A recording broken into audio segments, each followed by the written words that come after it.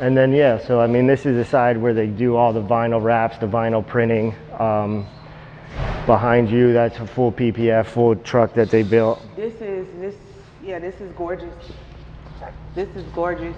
And I mean, it's just like, back to me, is like being creative, putting combos together that aren't normal, that still look amazing together, to where you have like the super high gloss on the matte finish on the wheels. I love the matte finish on the wheels.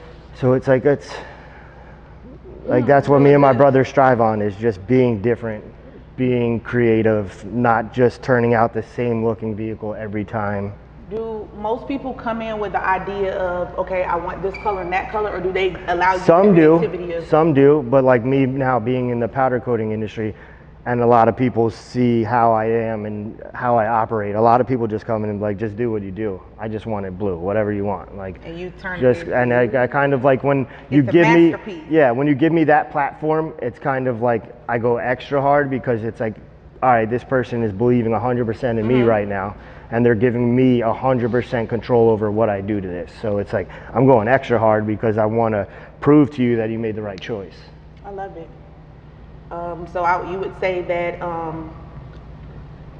satisfying the customer is your top. That's what pushes you. Yep, 100%. Okay. 100%. And anybody that knows me or dealt with me, or I've done any work for them, they know. Like, there's been times to where I'll call you. I'd rather call you and tell you, yo, don't come get it. I don't like it. What do you mean you don't like it? I don't like it. So you're not getting it back. And they'll show up like, bro, you're crazy. No, chill. I don't like it. Like, you're not getting this back. So like, you treat their cars, their vehicles, everything, like you would do yours. Everything. Because like I said in the beginning, like, you chose to spend $1 with me.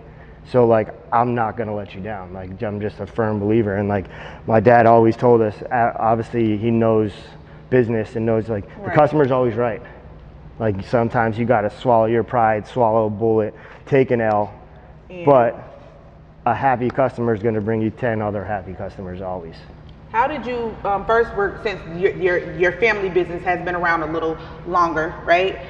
How did you guys come up with the name for the family business, the Speed and Truck World? So that was my dad's thing. Like, yeah, that was just like, yeah. It started off as Speed World in New York, and then when we moved down here, we seen there's more of a bigger truck market, so he added the truck to it, and we've just been rocking with it ever since.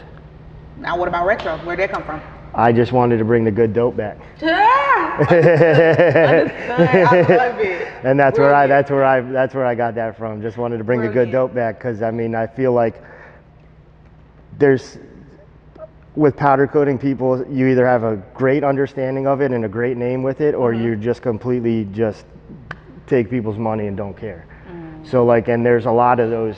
I mean, I'm not that a lot of people that do that, and like, to me, it's like, for what, man? I'd rather go home and go to sleep at night and not have to worry, not have to stress, not have to, none of that. Like, all you got to do is do right. If you do right by someone, guess what? They're going to do right by you always. Absolutely.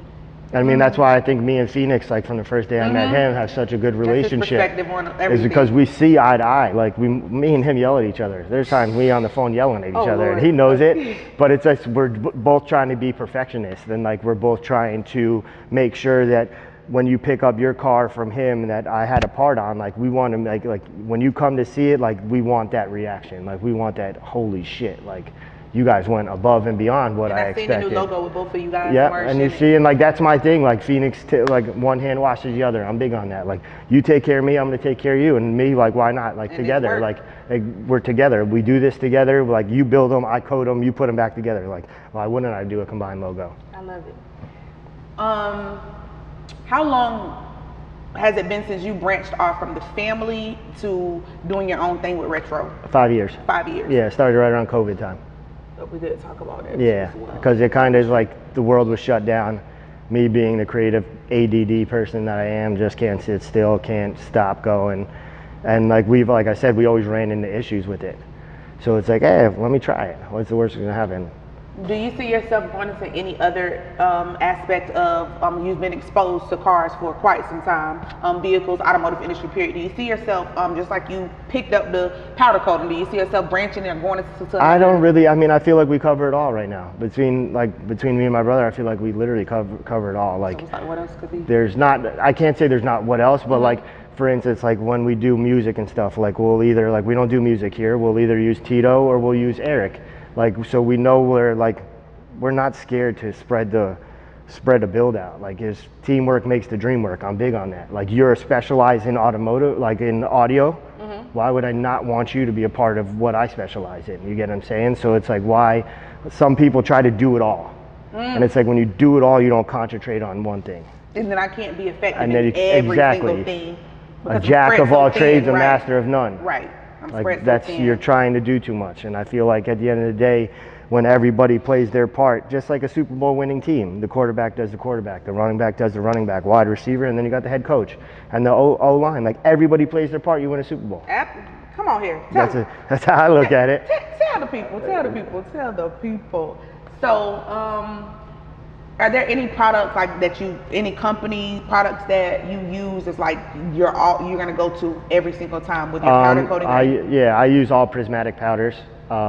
They're the ones with the cool colors. They actually were the ones that did that competition. I won the competition last year, got second place this year. Okay. I'm not too mad at it. Okay. It just lets me be creative. Like I said, I brought a glass jar to a powder coating competition. I was the only person to do glass.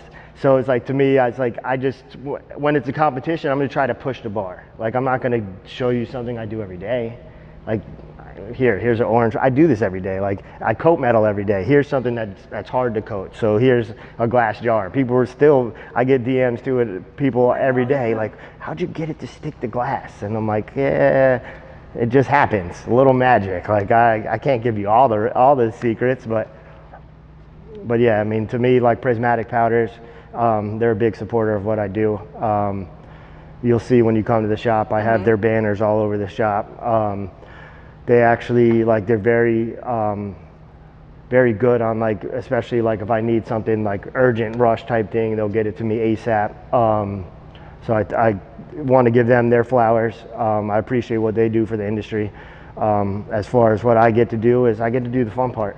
Like, I get to have fun. Like, people like, you'll see when you come into the shop, like, it's hot, it's stressful, but like, I have fun. Like, I'm always dancing around the shop. I got music going. Like, you gotta have fun. Like, if you're not doing what you love, you're not having fun in life. And like I said, and big back on to the rewind to the beginning, like when I said you're like working on Saturdays, grind now, shine later, right? Was the mentality forever growing up. Now it's Monday through Friday, grind, Saturday and Sunday, it's the family time. Like, it's I have 2 kids. I have a 7-year-old daughter, a 4-year-old son. So it's like, to me, they kind of changed my whole outlook on life also. Like, do I want to be in here 7 days a week? No, I'm going to miss them growing up. So it's like, you find that happy medium and you rock out with it. I love it. Do you have any advice for anybody, because this is entrepreneurship as a whole. So do you have any advice for anybody just running a business, entrepreneur? Like, is there something you would tell them to keep them going? Don't give up, because at the end of every dark tunnel, there's a light. And you're gonna run into speed bumps, you're gonna run into hurdles, you're gonna hit that wall.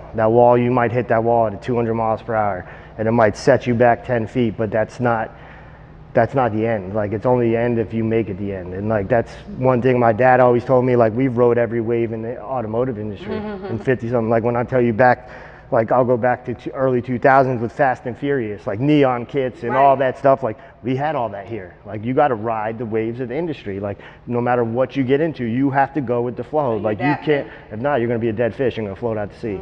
You got to ride the waves. So like, sometimes you might not like that, but it's the hot thing right now. So that's what I got to do. Like, you have to do it. So sometimes transition is good, change is good, and just understanding why you started. Understanding why we started. Like, you had those dreams day one of being the best. Are you going to give up on your dreams? Hell no. You invested too much. You can't get time back. I'm big on that. Like, I can't go back to yesterday. I can only worry about today and tomorrow. And even tomorrow's too far in advance, because you don't know what's going to happen today. It's almost like you have like a set of rules, like rules to follow for becoming a successful or maintaining or retaining customers. What is my top rule? I need them in numbers. So we just kind of talked about it. So the number 1 rule to running a business: customer service. Number 2, quality of work. And number 3, the grind and the hustle. All right, in that order, every time. Every time. Because without a happy customer, without a good pride, you won't have no grind or hustle. Okay. See, this man got all kind of, I'm just sticky notes on the mirror in the morning. That's it, but that's what keeps me going. That's my drive. Like, I'm a very upbeat person. I'm a very hands-on person. Like, if you rock with me, I rock with you, and we're rocking till the wheels fall off. That's just how I get down. I've always been that way. And like I said, even like if someone chooses to spend $1 with me, like, I look at you past the customer. Like, we're family. Like, you came here. Like, you could have went anywhere in the world. You decided to come over to Retro and let me do something for you. So at the end of the day, like, if I seen you broken down on the side of the road, I'm just pulling over to help you change your tire. That's just the person I am. I wanted to ask you, I haven't seen any, I don't know, but have you worked on G-bodies, A-body, like, you worked on some?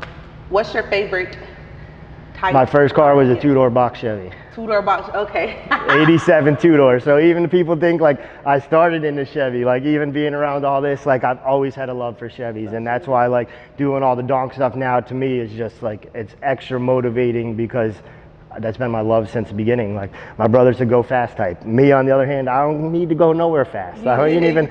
I'm doing the speed limit on the highway. Like, I don't. But it's. I love it. How often do you ride down the street or you're going somewhere and you see a car that you had, you were part of the process? Yep, every day. Every day. Every day. Sheesh.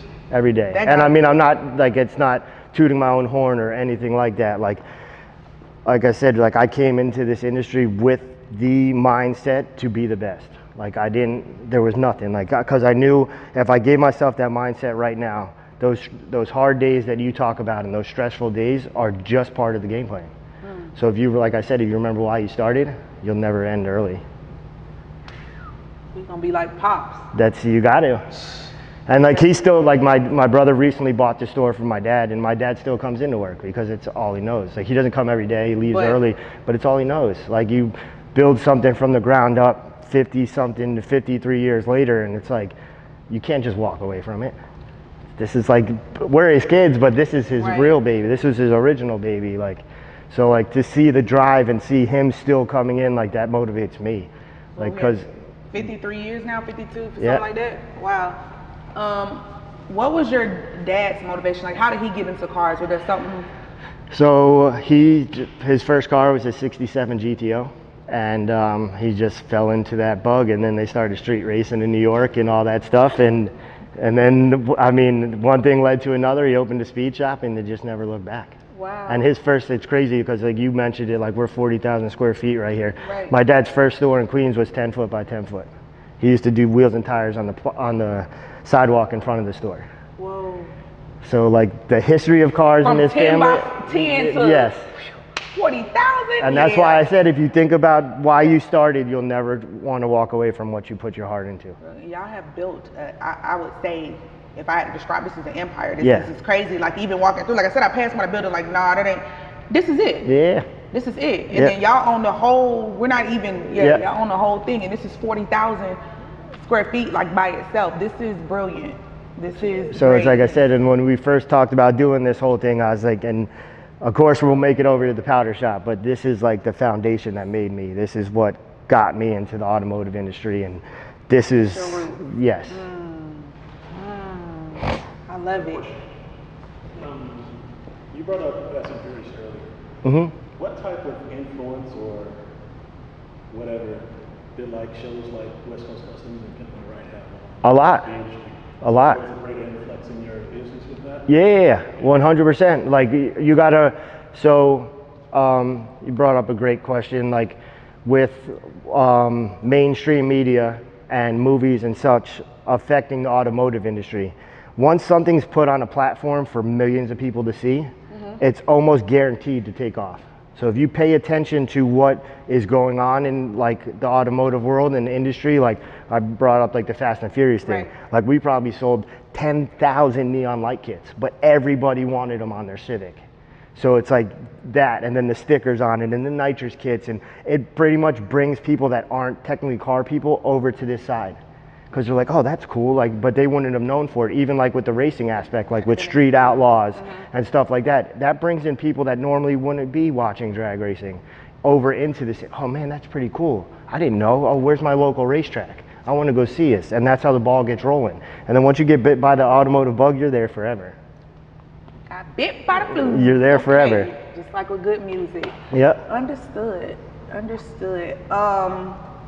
I know where you work. You will be working on. Have you already started doing some stuff with Phoenix's Lowrider? No. Or no. Well, I did all the small parts. The small parts. The for frame. Lowrider? The frame he's finishing up, and then I'm going to do a custom color on it. And like I said, we'll plan that to where you guys can come see the final process of it. Absolutely. Because like I was explaining earlier, like start to finish, it's a full day job. Like it's start between bake times and cool times and spraying the actual powder onto the frame. Like there's actual like a whole process. Like if I start to finish, like it would be like 9 to 4 o'clock would be like a full frame. And when I'm baking, as far as when my powder coating process is, normally the temperature is what, 350, 400? Yeah, or yep. 350, 400? And it has to stay on all day long. I mean, I turn the oven off when I'm not using it, but like you want to preheat it just like, I mean, your normal house oven. Right. I mean, it's pretty much, instead of cooking a pizza, you're cooking a part. Like it's the same thing, but the actual timing, just like with food, like you can either burn a pizza or you can undercook it. The same thing is in powder coating. You undercook something, it's going to fail. You overcook it, it's going to crack off. It has that very small happy medium that's right there, and you have to hit that number every time. Every time. How what's the average size of an oven if I'm baking? Oh, like, okay, so the average powder coating shop, like custom coating shop, so like what I do, might have like a 10 by 10. 10 by 10. I have a 10 by 20. So I can do the car frames, so I can do all the bigger stuff. Like that was my goal, like when I got into it. That's why most people were like, yo, you're starting powder coating and you went to a 20-foot oven and this and that. Because I knew where I was trying to go. With it. Like I knew, like, okay, like everybody's going frame off right now. I'd be dumb if I wanted to get into powder coating right now and I don't have the oven to do those. Because like with this building here and this obviously business, I met a lot of these people way before powder coating. Like they were customers that would come in here. Like I've known CAD forever, Big Low, all these guys, Nava, like this was prior to powder coating. So when I made that switch and transaction like into that, it was, yo, I'm powder coating now. I need you. What were they getting before powder coating? Candy? Like what were Not really. A lot of people weren't framing off of these cars. A lot of them weren't. Like it was very few and far between that were actually doing what they're doing now. And now that's the standard. Like frame off is the standard. If I'm building something, it gotta be frame off. But at the end of the day, if you're going to put that money into a vehicle, why not do it? I'm going to tell everybody, it's like you put on a whole fresh outfit and you throw on some dirty shoes. Yeah. What are you doing? What are you doing? Make it make sense. Yeah, make it make sense. Like you just bought this, and that, and you threw on some dirty shoes on it. Like you're already painting the car, putting a new motor in it, doing the interior. Like take it off the frame, and then it's already lasted this 50 years. Make it to where it'll last another 50 years. Makes sense. And you mentioned before y'all had the neon lights and so forth. You guys were selling nitrous here? Oh, we do. Oh, you still do? We still fill nitrous bottles and all that stuff. Like I said, we're big. It was racing first. Like we're a big racing family, so we always take care of all the racers and everything. But yeah, we still fill nitrous bottles, still sell performance so stuff. Of course, I'm noticing that you guys rapping your skateboard. Yeah, they're all just. I mean, like showing your rapping skills. Yeah, just doing other things. Other ideas, just putting things to. It's all about being creative. It's all about having fun, being different. I love being different. I mean, you go into most shops and they have the basic stuff in front of you. It's like you got to throw some different oddball items so people get that, see it in their mind. Like even with what like powder coating, like people come to me and like, I want silver. And I'm like, whoa. There's like 7,500 colors. Let's find something cool. And they're like, oh, I didn't know they made this red or this blue or this green. And then it just goes. You have to. Right? So you can't just, if you just show them this, that's what they're going to be accustomed to. And they're going to want just this, to where then you show them a bigger portfolio and they're like, oh, I didn't know we could do that. Or we can get that, or we can do that. And then once somebody else sees it and they're like, oh, and then the ball gets rolling and then that's how it goes. That's good. Would you say your business grew more from word of mouth, or was it like I'm going out and I'm advertising and marketing? I mean, I'm gonna be honest with you. I was blessed in the situation that I transferred into because I knew everybody in this industry already. Like literally have known everybody. If you're in the automotive industry in South Florida, we've crossed paths, we've done business, you've been here, I've been to your place, vice versa. Like this is all we know. So when I made the transition over to that, it was just phone calls. Wow. Like, yo, I'm powder coating now. I'm powder coating now. Because And they it was know just who you are, what you stand for. exactly. They gonna tap in and they gonna buy And then you. I kind of went after all the shops at first because I knew like I understood what you needed and you understood that I was going to give you what you needed, and the ball just rolled from there. So you would say building relationships with other people in Is the the biggest same thing. industry is It's huge. People think of like competition. I don't look at nothing as competition. There's enough for everybody out here. So why, like I said, together, like team, together everybody achieves more. So why not? So do you feel like people who look at businesses such as this, or businesses period, or at anything that we're doing as a competition, you feel like that pigeonhole? You're sorry. You're soft in my eyes. Ooh. You're soft. The honest truth. Like, you're soft because at the end of the day, like I said, like if you specialize in fabrication and you specialize in paint and body and I specialize in powder coating and you specialize in interior work, kind of like Nava's car. Everybody played their part. Right. He was done in 6 months. Everybody played their part. You see what I'm saying? So like, why would I knock the next man? For what? My mom always told me you get more bees with honey than you do with shit. So why knock the next person's hustle? I love that. There's enough for, like, I can't powder coat for everybody in South Florida. There's millions of people down here. Would I love to? You're damn right I would love to, because I'd probably be rich as hell, but I can't. So it's like, I'm not gonna knock the next powder coating shop or not. There's powder coating shops down here I'll send work to just because I can't get to it. Right. Like, and I'm very upfront with every one of my clients. Like, listen, you know, when you drop something off at Retro, I'm either gonna tell you right here, yo, I'll have it done in a couple days, or you gotta wait the 7 weeks till I can get to it. But I'm not going to have you just drop it off and then just let you go about your business. Like, I'm going to let you know from right here, right now, this is where we're at. We're either going to agree or you can take it somewhere else. It's no harm, no foul. Like, it's like I said, it's nothing personal. It's strictly business, and I understand that. Percentage of someone leaving your shop and being dissatisfied? 1%. Sheesh. And that's the honest truth. Wow. And I mean, just because I stand on everything I do. And like I said, like if I wasn't personally happy with it, like I'll make that phone call. I'd rather call you and tell you I fucked up than to have you come pick up something that I don't like. So I messed up, we bought the... But every time I've had to make that phone call, because I said like powder coating is one shot, one kill. Right. So there are flaws, shit happens, it is what it is. But when I make that phone call, you know how much respect I get for that phone call? Because instead of just bullshitting someone.